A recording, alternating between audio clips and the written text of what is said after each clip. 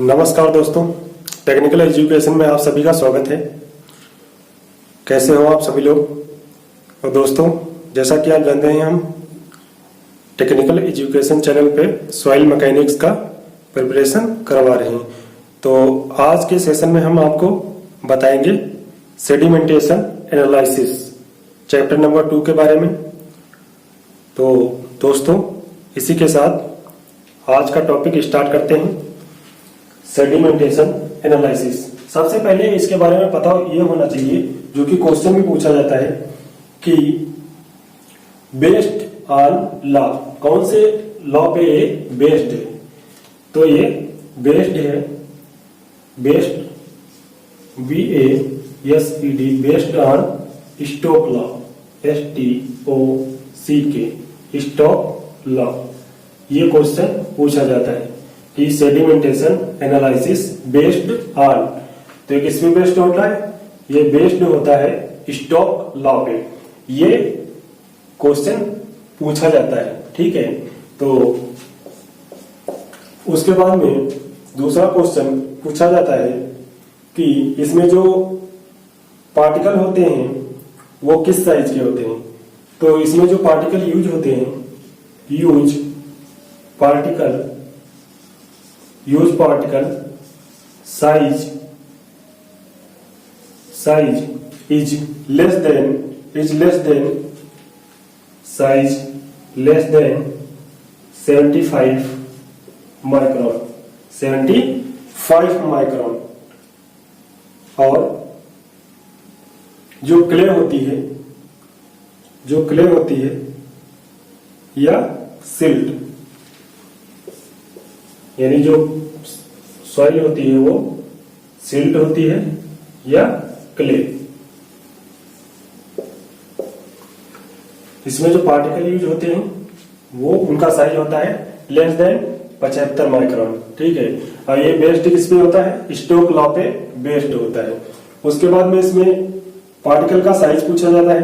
तो पार्टिकल का साइज कितना होता है? पार्टिकल का साइज होता है, पार्टिकल साइज वो होता है 0.000000002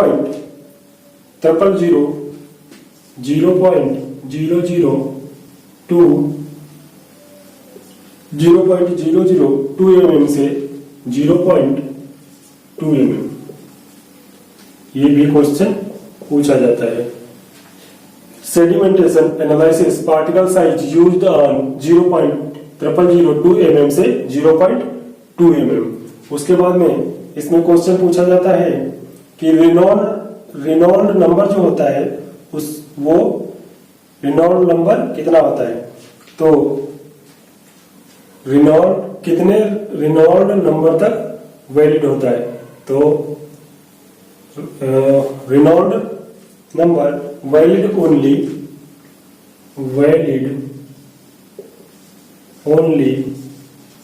रिनॉल्ड नंबर REYNOLD,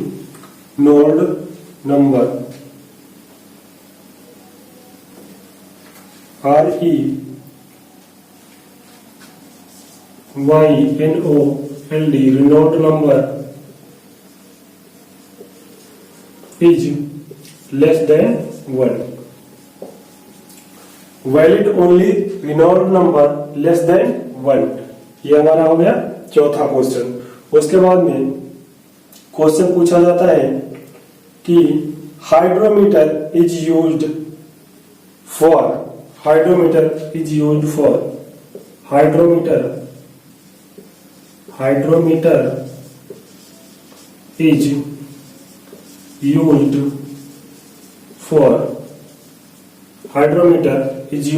हाइड्रोमीटर जो है वो किसके लिए यूज किया जाता है। तो ये यूज होता है स्पेसिफिक ग्रेविटी ऑफ लिक्विड की स्पेसिफिक ग्रेविटी पता करने के लिए यूज होता है। Use for specific gravity of liquid, specific gravity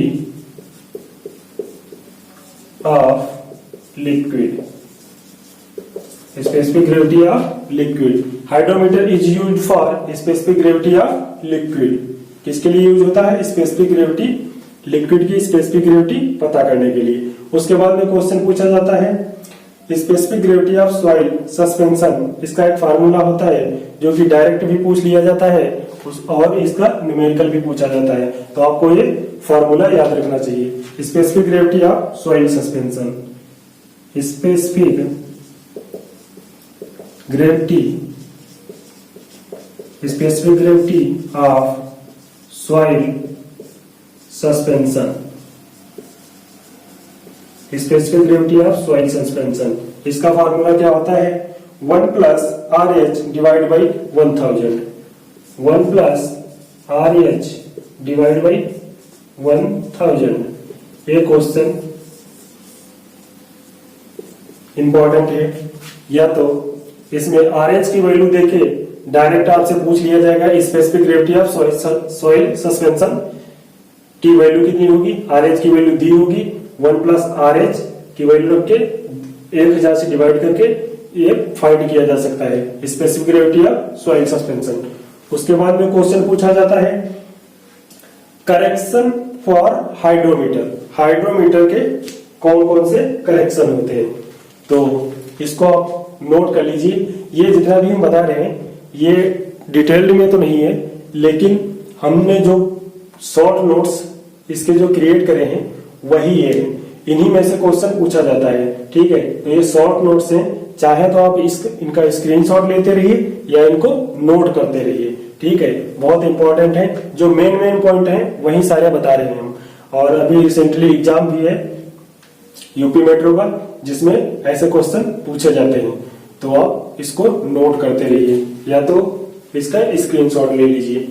उसके बाद में हम बताते हैं करेक्शन ऑफ हाइड्रोमीटर, हाइड्रोमीटर के जो करेक्शन है, कौन कौन से करेक्शन हाइड्रोमीटर में किए जाते हैं।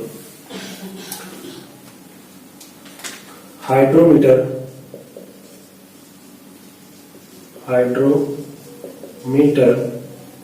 करेक्शन, हाइड्रोमीटर करेक्शन, कौन कौन से करेक्शन किए जाते हैं। करेक्शन फॉर हाइड्रोमीटर, एक होता है meniscus correction, number 1 meniscus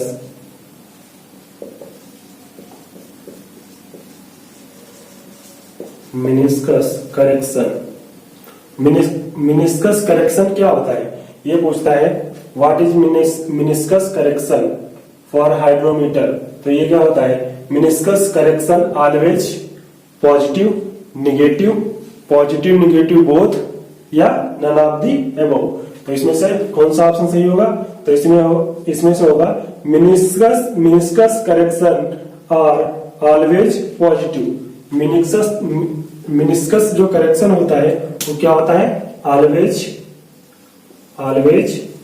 positive, always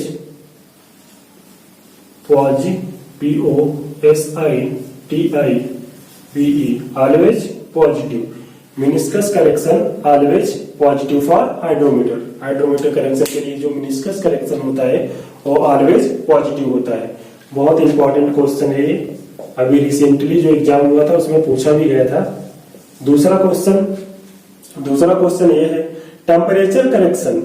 temperature correction क्या होता है, हाइड्रोमीटर का टेम्परेचर करेक्शन, तो टेम्परेचर करेक्शन होता है, टेम्परेचर करेक्शन जो होता है वो अगर टेम्परेचर 27 डिग्री सेल्सियस से, अगर टेम्परेचर 27 डिग्री सेल्सियस से ज्यादा है यानी ग्रेटर है, 27 डिग्री सेल्सियस से ज्यादा है तो करेक्शन जो होगा वो पॉजिटिव होगा। यदि 27 डिग्री सेल्सियस से कम है, यदि 27 डिग्री सेल्सियस से टेम्परेचर कम है तो करेक्शन जो होगा वो नेगेटिव होगा। अगर टेम्परेचर 27 डिग्री सेल्सियस से ज्यादा है तो करेक्शन पॉजिटिव, और अगर 27 डिग्री सेल्सियस से टेम्परेचर कम है तो करेक्शन जो होगा वो नेगेटिव होगा। ठीक है, तो वो करेक्शन नेगेटिव होगा। उसके बाद में पूछा जाता है correction for deflocculating agent. Correction for, तीसरा क्वेश्चन बनता है इसमें से जो कि बहुत इंपॉर्टेंट क्वेश्चन है, ये काफी बार पूछा गया है। Correction for deflocculating agent, deflocculating agent. तो ये बहुत इंपॉर्टेंट क्वेश्चन है। ये और मिनिस्कस करेक्शन, ये दोनों बहुत इंपॉर्टेंट करेक्शन इसमें हाइड्रोमीटर में पूछे जरूर जाते हैं, यही दोनों पूछे जाते हैं। तो करेक्शन फॉर डिफ्लोकुलेटिंग एजेंट क्या होता है? Deflocculating agent will be negative. क्या होता है? Correction for deflocculating agent will B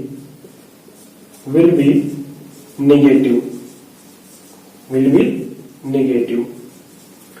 बहुत इंपॉर्टेंट क्वेश्चन है दोनों।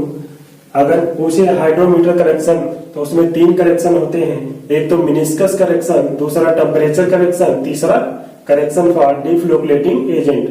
अब पूछता है मिनिस्कस करेक्शन क्या होता है? मिनिस्कस करेक्शन जो होता है ऑलवेज पॉजिटिव होता है।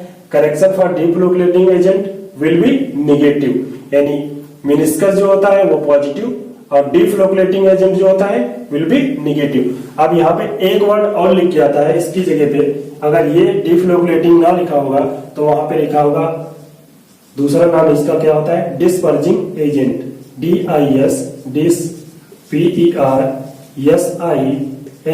डिस्पर्जिंग एजेंट। वहां पे लिखा होगा correction for dispersing agent will be negative. रुको।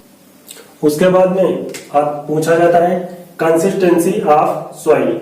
कंसिस्टेंसी ऑफ सॉइल क्या होता है? ये होता है consistency is a defined. Consistency कौन डिफाइंड, किसके द्वारा डिफाइंड किया गया है? तो डिफाइंड बाई कंसिस्टेंसी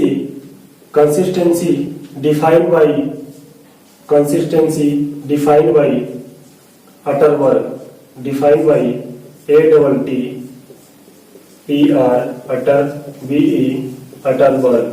अटरबर्ग। ये बहुत इंपॉर्टेंट क्वेश्चन है।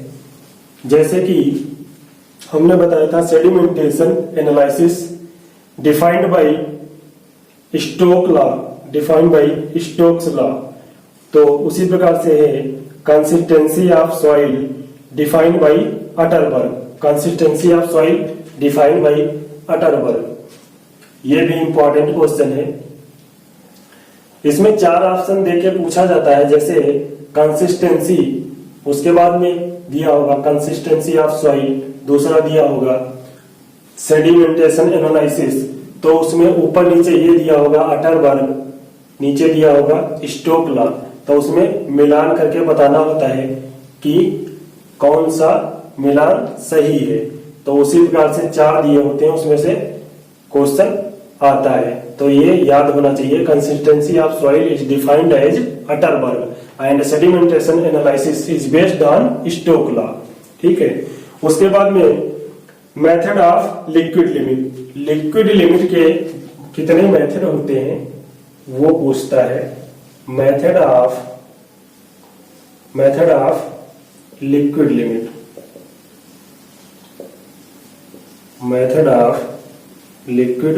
लिमिट, ये पूछता है।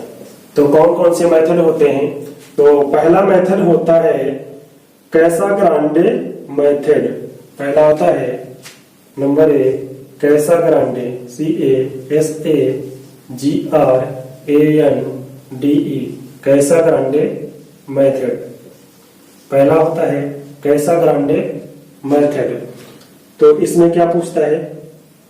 ये for high plastic soil and fine soil. तो कैसाग्रांडे जो मेथड है यूज होता है for high plastic soil. Casagrande method are use for high plastic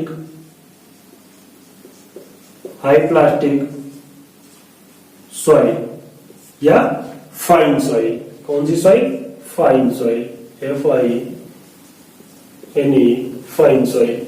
तो Casagrande method are used for high plastic soil या फाइन सॉइल, ठीक है, fine soil. उसके बाद में इसका एक फार्मूला होता है जो कि ऑब्जेक्टिव क्वेश्चंस के लिए इंपॉर्टेंट है, जो ऑब्जेक्टिव में 4 ऑप्शनों में दिया होगा, जिसको आपको देखकर पहचानना होगा कि ये सही है। तो क्या होता है formula, WL liquid limit is equal to WL bracket n upon 25 n divide by 25 n divide by 25 की पावर x, ये इसका फार्मूला होता है, जो कि ऑब्जेक्टिव के, अगर ऑब्जेक्टिव के रूप में देखेंगे तो ये बहुत इंपॉर्टेंट है।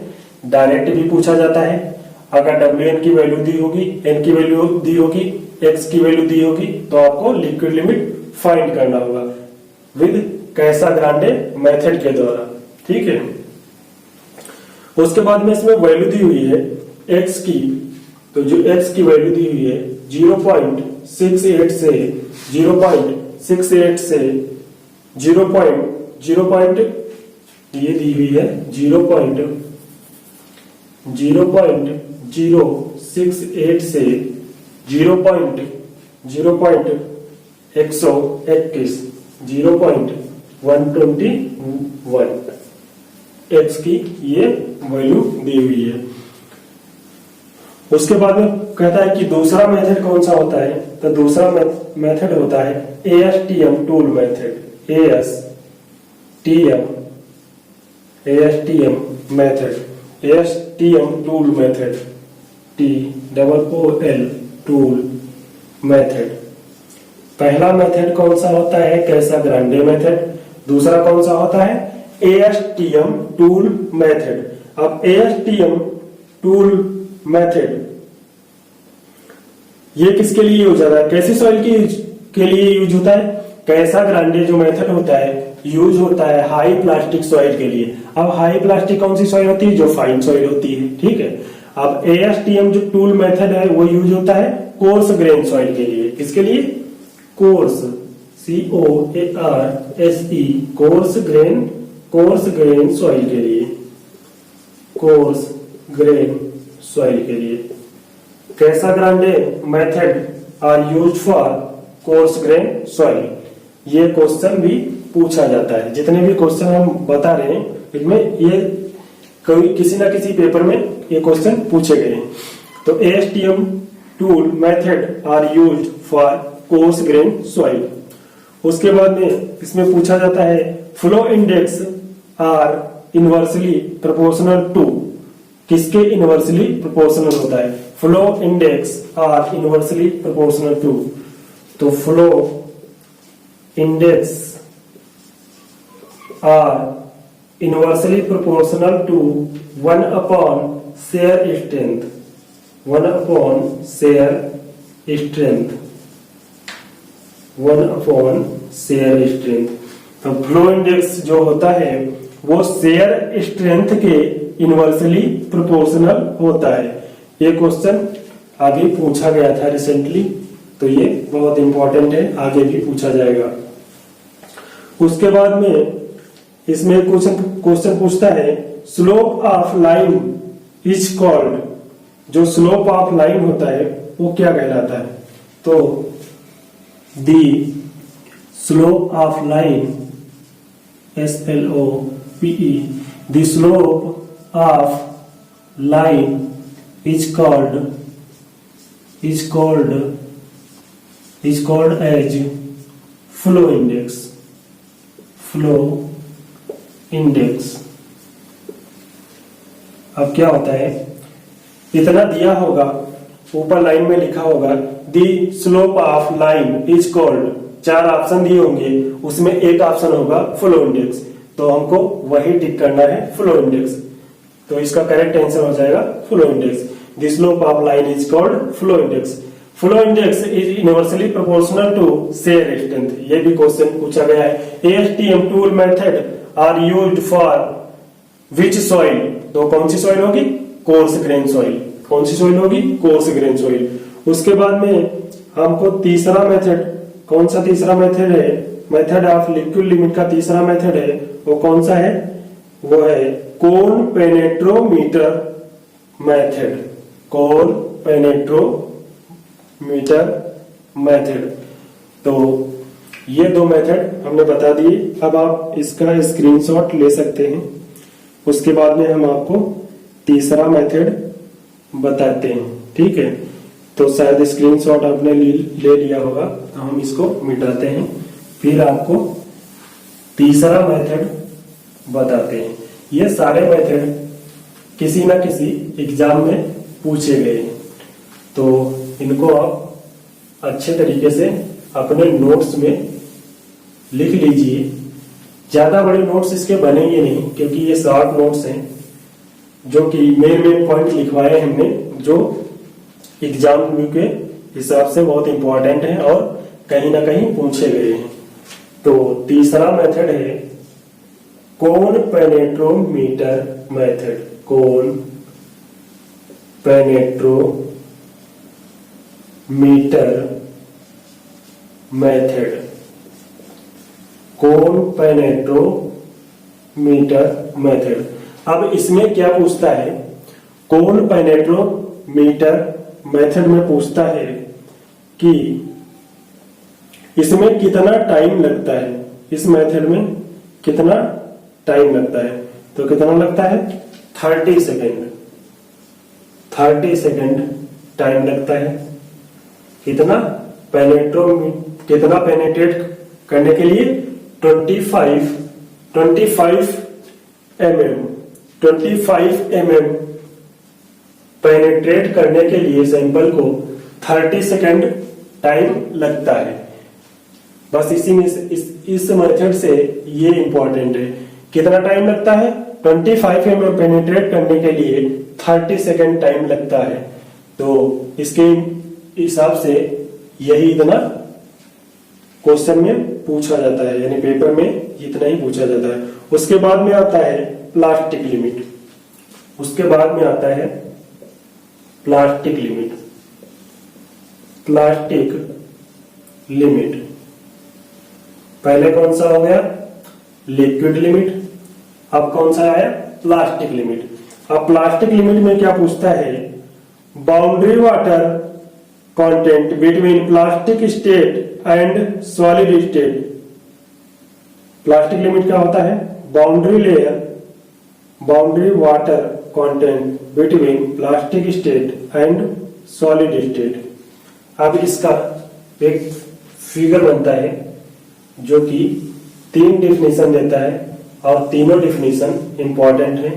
एग्जाम के हिसाब से तीनों पूछी गई हैं और आगे भी पूछी जाएंगी। जैसे कि ये क्या होता है? Solid state. ये क्या होता है? Solid state.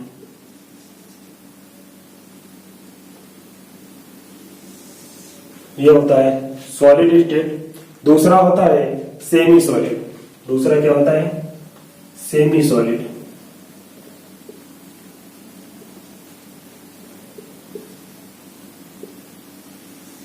दूसरा होता है सेमी सॉलिड। अब तीसरा होता है प्लास्टिक।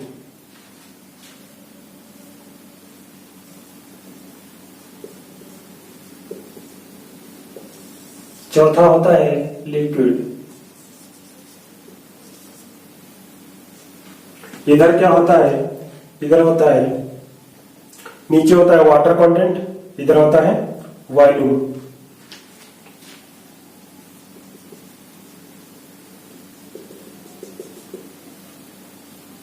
इधर होता है वाटर कंटेंट।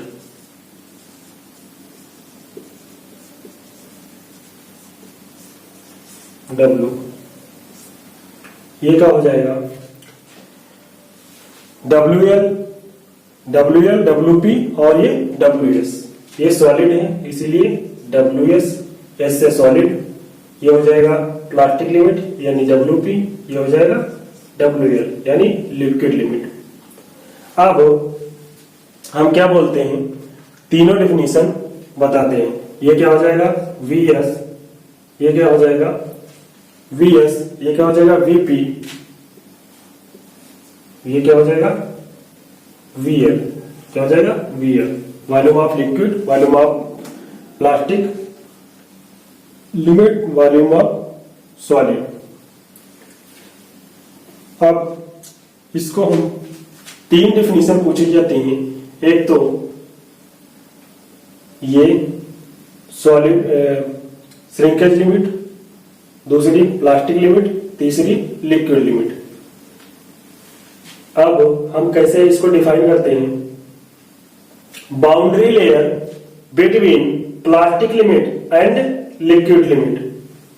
जो बाउंड्री लेयर है प्लास्टिक लिमिट और लिक्विड लिमिट के बीच में, उसे क्या कहते हैं? Liquid limit.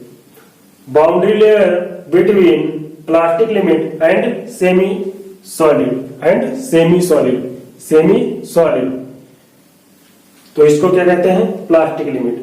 Boundary layer between solid state and semi solid state, तो उसको क्या कहते हैं? Shrinkage limit. उसको क्या कहते हैं?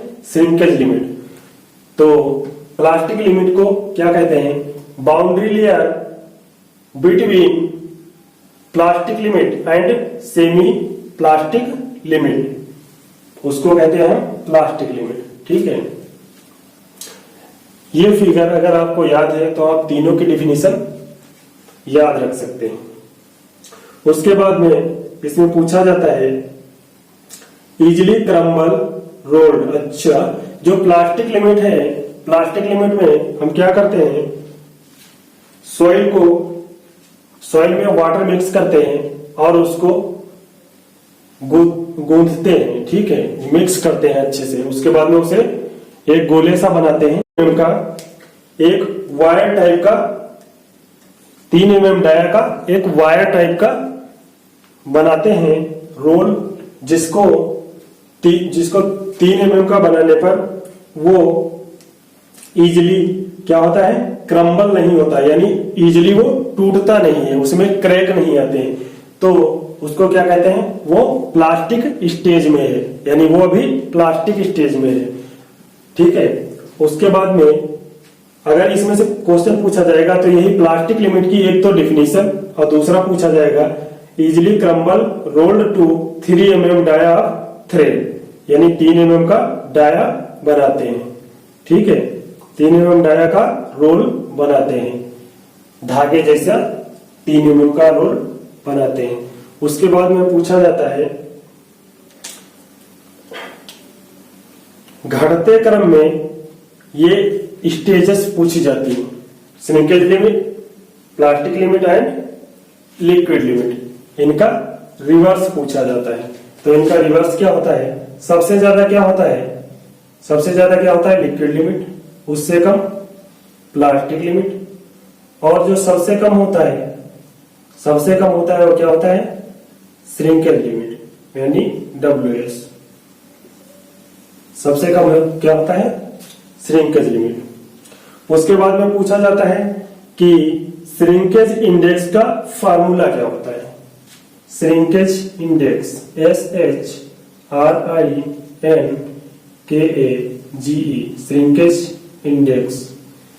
श्रिंकेज इंडेक्स यानी IS। अब इस फार्मूले को आप कैसे याद रख सकते हो? वेरी सिंपल, इसको याद रखना। IS हमारे वहां क्या होते हैं? ISPS अधिकारी होते हैं, ISPS अधिकारी होते हैं। तो हम इसको ऐसे याद रखते हैं IS इक्वल टू PS यानी WP माइनस WS। अब ये क्या हो गया? ISPS, तो इसको ISPS से याद रख सकते हो, कभी नहीं भूलोगे।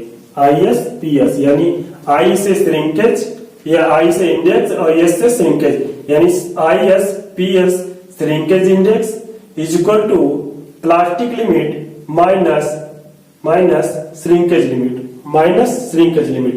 तो इसको याद रख सकते हैं ISPS से। ISPS ये क्या है? ट्रिक है। याद रखने की, इससे आप कभी भूलोगे नहीं।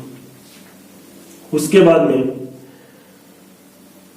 बाद में फार्मूला आता है प्लास्टिसिटी इंडेक्स का, आईपी का, यानी plasticity index, PLASTIC, plasticity index, IP. IP का फार्मूला क्या होता है? IP WL minus WP। अब ये क्या हो जाएगा? IPL, हमारे वहां IPL खेले जाते हैं ना, उससे याद रख सकते हैं IPL। आपको अगर याद नहीं रहता है कि पहले लिक्विड लिमिट आता है प्लास्टिसिटी इंडेक्स में या प्लास्टिक लिमिट आता है, तो उसको याद रख सकते हैं IPL से। IPL, हमारे वहां IPL खेले जाते हैं तो उसको IPL से याद रख सकते हैं। IP equal to WL minus WP। ये फार्मूले बहुत इंपॉर्टेंट हैं, इनसे न्यूमेरिकल पूछे जाते हैं और डायरेक्ट फार्मूला भी पूछा जाता है। उसके बाद में हमको पता होना चाहिए कि अगर plastic limit is greater than liquid limit तो आईपी की वैल्यू क्या होगी। अगर इसमें देखा जाए, ये फार्मूला है, तो प्लास्टिसिटी इंडेक्स हमको क्या फाइंड होगा? अगर क्या कहता है ये, प्लास्टिक लिमिट यानी WP अगर ग्रेटर है WL से, यानी माइनस वाली वैल्यू क्या हो गई? ज्यादा हो गई, प्लस वाली क्या हो गई? कम हो गई। तो इसको हम नेगेटिव ना कह करके, क्योंकि जो वैल्यू हमको प्राप्त होगी वो नेगेटिव ना कह करके हम कहेंगे इसकी वैल्यू जो है वो क्या है? 0। तो ये क्वेश्चन बहुत बार पूछा गया है, बहुत बार पूछा गया है और काफी बार आगे भी हमें लगता है पूछा जाएगा।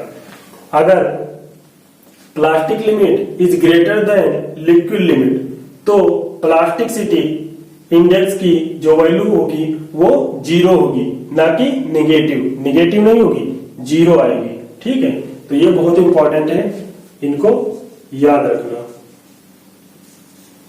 उसके बाद में पूछा जाता है consistency index, consistency index, CONISIS, consistency index. इसको हम डिनोट करते हैं IC से। अब इसका फार्मूला कैसे याद रख सकते हो आप? कंसिस्टेंसी इंडेक्स IC, इसको याद रख सकते हो ICL,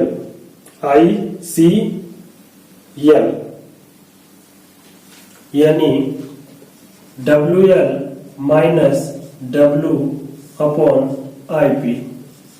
अब इसको आगे लिखें तो WL minus W divide by IP का फार्मूला होता है, WL माइनस WP। क्या होता है? IPL, यानी IPL यानी WL माइनस WP।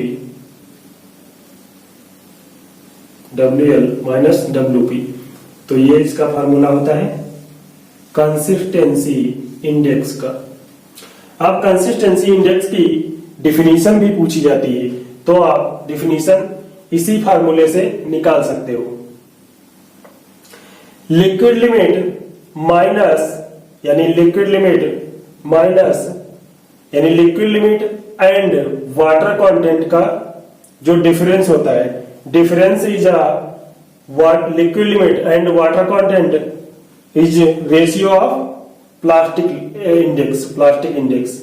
इनका जो ऊपर वाले का और जो नीचे का रेशियो है, एंड ऊपर में जो है liquid limit and water content का जो क्या है? डिफरेंस है, उसको क्या कहते हैं? कंसिस्टेंसी इंडेक्स कहते हैं। ठीक है, ये जो है वाटर कंटेंट है और ये लिक्विड लिमिट है, और नीचे क्या है? Plastic index. उसके बाद में फार्मूला पूछा जाता है लिक्विडिटी इंडेक्स। अभी ये फार्मूला हमने बता दिया, उसके बाद में लिक्विडिटी इंडेक्स का जो फार्मूला बताएंगे, दोनों को याद करने की ट्रिक भी बताएंगे। देखिए, लिक्विडिटी इंडेक्स इंडेक्स, इसको हम डिनोट करते हैं IL से। IL इसको हम याद करते हैं IL से, यानी IL यानी W minus WP upon IP, W minus WP upon IP is equal to W minus WP divide by WL minus WP।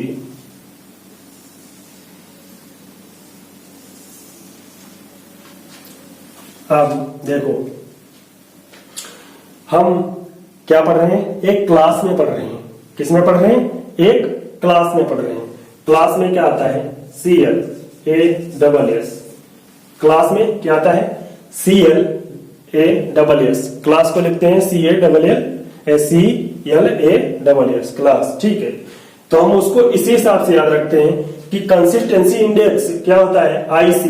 तो हम उससे याद रखते हैं कि पहले W आता है या WL आता है या WP आता है, क्या आता है। तो इसको याद रखते हैं, यहाँ क्या दिया है C और यहाँ पे क्या दिया है L, यानी ये हो गया क्लास CL। क्लास में क्या होता है, CL होता है। तो इसको याद रख सकते हैं CL से, यानी जब हम IC यानी कंसिस्टेंसी इंडेक्स निकालेंगे तो यहाँ पे क्या आएगा CL यानी WL और उसके बाद में only W minus W upon IP। इसको जब याद करेंगे तो यहाँ इसका L तो बाद में आया था, यहाँ पहले आ गया, इसका मतलब यहाँ पे केवल W आएगा। तो जहां पे IL आएगा liquidity index, IL is equal to W minus WP upon IP। अगर IC निकालेंगे तो CL WL minus W upon IP, ठीक है। इस प्रकार से इसको याद रख सकते हैं, या आप कोई और ट्रिक बनाना चाहो तो बना सकते हो। हमने इसी प्रकार से इसको याद रखा है, तो आप भी ऐसे याद रख सकते हो। उसके बाद में हम देखते हैं कि IC प्लस ये भी फॉर्म ये पूछा गया था कि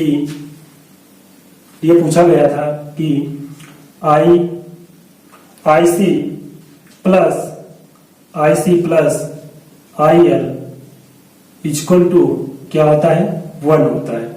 इक्वल टू क्या होता है, 1 होता है। अगर पूछे आपसे कि consistency index plus liquidity index अगर दोनों को जोड़ दिया जाए तो हमको क्या फाइंड होगा, तो हमको वैल्यू मिलेगी 1। इनको जब दोनों को जोड़ दोगे, इसको और इसको जब जोड़ दोगे, उसके बाद में सारी वैल्यू कट जाएंगी, 1 बचेगा केवल। अगर आपको इसको पता करना है तो दोनों को आप जोड़ के देख सकते हैं। उसके बाद में इनमें सब कुछ कट जाएगा, बचेगा केवल 1। इसीलिए ये क्वेश्चन एक बार पूछा गया था कि consistency index plus liquidity index को अगर ऐड कर दिया जाए तो हमें क्या वैल्यू प्राप्त होगी, तो 1 प्राप्त होगा, ठीक है। ये एक बार पूछा जा चुका है। तो आप अब इसका स्क्रीनशॉट ले लीजिए, हम आपको नेक्स्ट टॉपिक बताते हैं।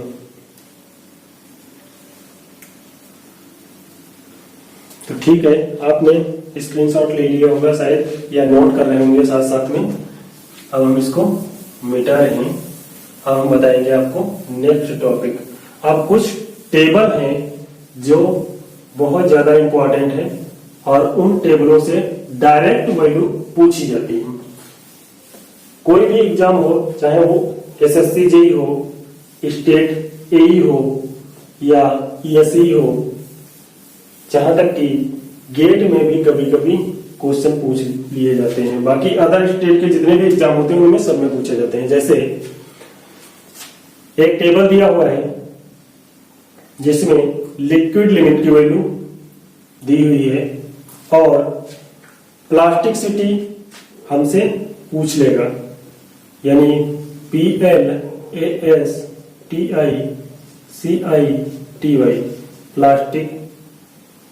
PLASTICITY plasticity. तो ये वैल्यू हमको याद रखनी है। अगर नॉन प्लास्टिक है, यानी अगर लो प्लास्टिक है और या मीडियम प्लास्टिक है या हाई प्लास्टिक है, तो हम कौन सी, अगर कितनी लिक्विड लिमिट आएगी हमारी, तो उसको कौन सी सॉइल कहेंगे, लो या मीडियम या हाई प्लास्टिक। अगर हमारी वैल्यू 35 से कम आती है तो हम उसको कहेंगे लो प्लास्टिक, तो हम उसको लो प्लास्टिक कहेंगे। अगर 35 से वैल्यू आती है हमारी 50, 35 से वैल्यू 50 आती है, अगर 35 से वैल्यू कम आती है तो लो प्लास्टिक है, और अगर 35 से 50 के बीच आती है तो मीडियम प्लास्टिक है, तो मीडियम प्लास्टिक है। और अगर ग्रेटर देन 50 वैल्यू हमारी आती है तो ये है हाई प्लास्टिक।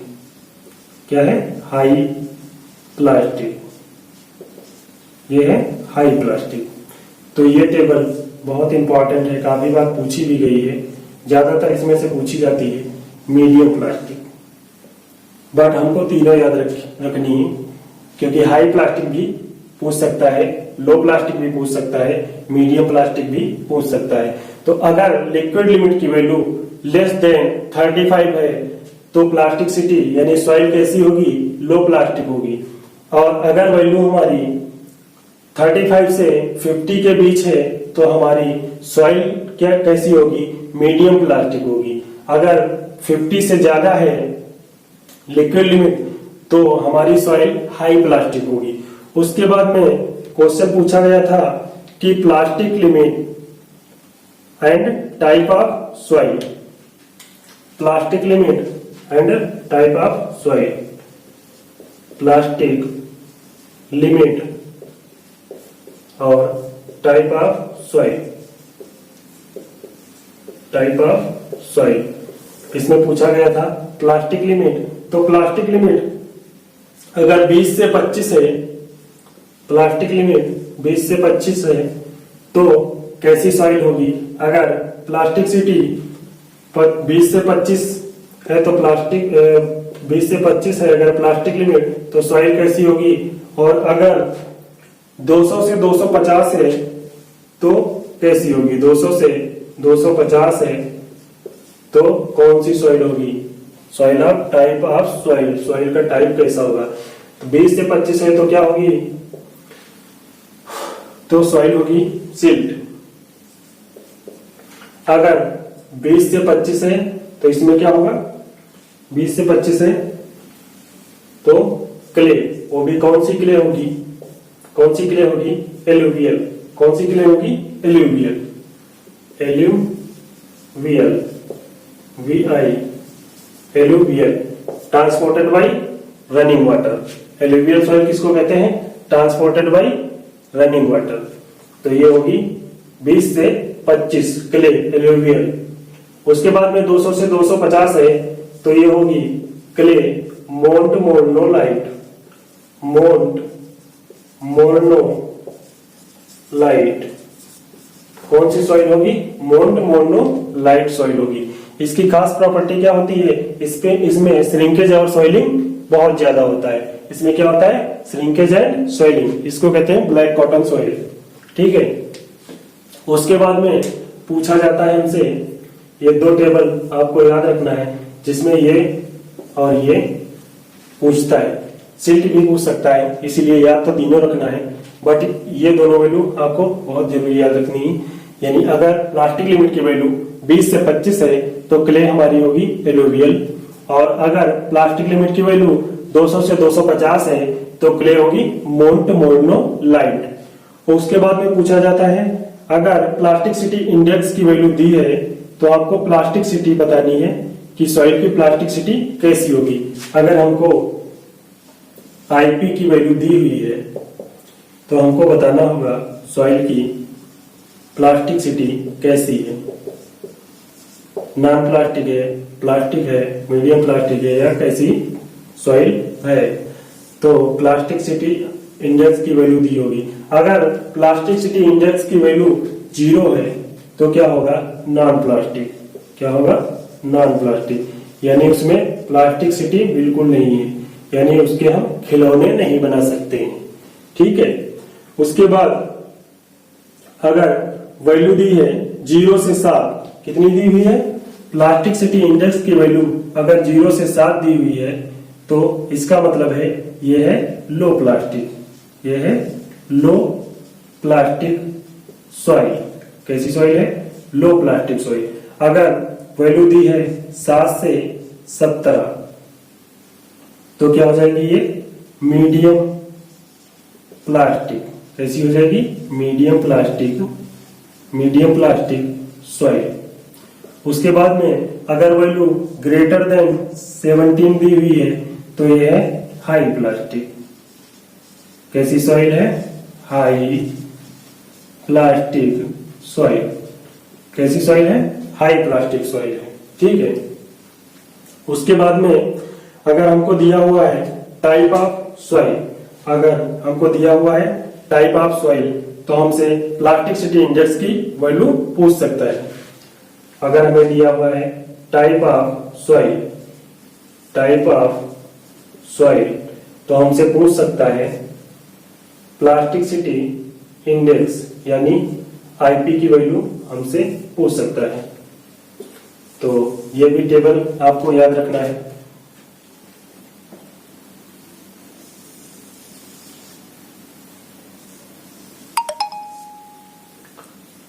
ये भी वैल्यू हमको याद रखना है। जैसे कौन सी सॉइल? अगर सॉइल है ग्रेवल या सैंड तो ग्रेवल और सैंड, ग्रेवल या सैंड तो ये क्या हो जाएगी? प्लास्टिसिटी 0 यानी नॉन प्लास्टिक।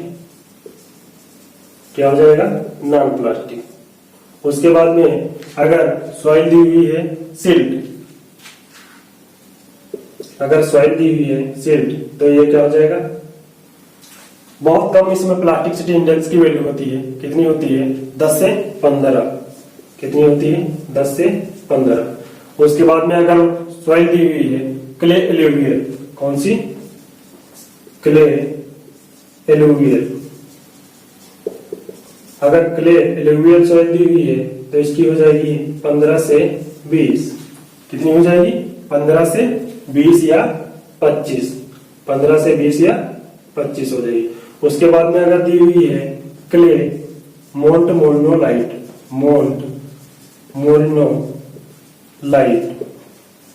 मोन्टमोर्नोलाइट अगर क्ले है तो उसका होगा 200 से, उसका होगा 100 से 200 यानी 100 से 200।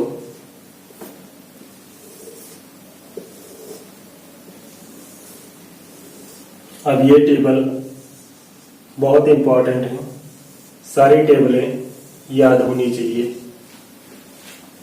देखो, अगर लिक्विड लिमिट की वैल्यू 35 से कम है तो सॉइल कैसी होगी? लो प्लास्टिक होगी। अगर 35 से 50 वैल्यू है लिक्विड लिमिट की तो सॉइल कैसी होगी? मीडियम प्लास्टिक होगी। अगर लिक्विड लिमिट की वैल्यू 50 से ज्यादा है तो हमारी सॉइल कैसी होगी? हाई प्लास्टिसिटी होगी। सॉइल में हाई प्लास्टिसिटी होगी। ठीक है। अगर प्लास्टिक लिमिट 20 से 25 है तो टाइप ऑफ सॉइल कैसी होगी? हमारी सॉइल हमारी होगी सिल्ट। अगर प्लास्टिसिटी लिमिट 20 से 25 है तो क्ले अगर है, टाइप ऑफ सॉइल कैसी है? क्ले है, वो भी कैसी होगी? एलुवियल सॉइल होगी। अगर प्लास्टिक लिमिट की वैल्यू 200 से 250 है तो क्ले जो हमारी होगी वो मोन्टमोर्नोलाइट क्ले होगी, ना कि एलुवियल सॉइल। अगर टाइप ऑफ सॉइल ग्रेवल के बारे में पूछा जाए तो उसका प्लास्टिसिटी इंडेक्स क्या होता है? नॉन प्लास्टिक, यानी उसमें प्लास्टिसिटी नहीं होती है। सिल्ट की अगर पूछा जाए तो प्लास्टिसिटी इंडेक्स की वैल्यू होती है 10 से 15। अगर क्ले एलुवियल की पूछी जाए तो क्ले एलुवियल की होती है 20 से 15 से 25। उसके बाद अगर पूछा जाए क्ले मोन्टमोर्नोलाइट तो इसकी होती है प्लास्टिसिटी इंडेक्स की वैल्यू 100 से 200। अगर प्लास्टिसिटी इंडेक्स की वैल्यू पूछे और प्लास्टिसिटी यानी सॉइल, अगर सॉइल बता दे और आपसे आईपी की वैल्यू पूछे तो इधर बताएंगे। अगर आईपी की वैल्यू दी हुई है तो आपको सॉइल बताना होगा कि कैसी होगी, लो होगी, लो प्लास्टिक होगी, मीडियम प्लास्टिक होगी या हाई प्लास्टिक होगी। उसके बाद में एक टेबल और आती है जो लिक्विडिटी इंडेक्स और क्लासिफिकेशन, उसका क्लासिफिकेशन, ये टेबल भी आपको याद करनी है।